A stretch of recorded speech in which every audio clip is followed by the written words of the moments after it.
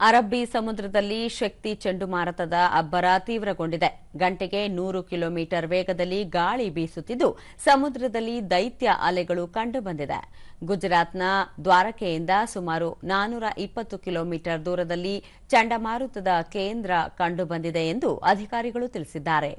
ಇಂದು ಸಂಜೆಯ ವೇಳೆಗೆ ಚಂಡಮಾರುತವು ನೈಋತ್ಯ ಭಾಗದೆಡೆಗೆ ಚಲಿಸಲಿದ್ದು ಕ್ರಮೇಣ ಕಡಿಮೆಯಾಗುವ ಸಾಧ್ಯತೆ ಇದೆ ಎಂದು ಹವಾಮಾನ ಇಲಾಖೆ ಮುನ್ಸೂಚನೆ ನೀಡಿದೆ.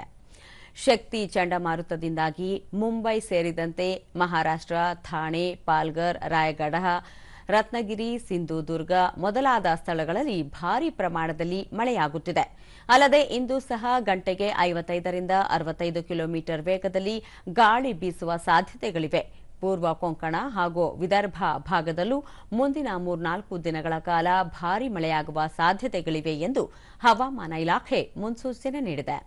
ಭಾರೀ ಮಳೆಯಿಂದಾಗಿ ತಗ್ಗು ಪ್ರದೇಶಗಳಲ್ಲಿ ನೀರು ನುಗ್ಗಿದ್ದು ರಾಜ್ಯ ಹಾಗೂ ಕೇಂದ್ರ ಸರ್ಕಾರವು ಸಂತ್ರಸ್ತರನ್ನು ಸುರಕ್ಷಿತ ಸ್ಥಳಗಳಿಗೆ ಸ್ಥಳಾಂತರಿಸಲು ಕ್ರಮ ಕೈಗೊಂಡಿದೆ.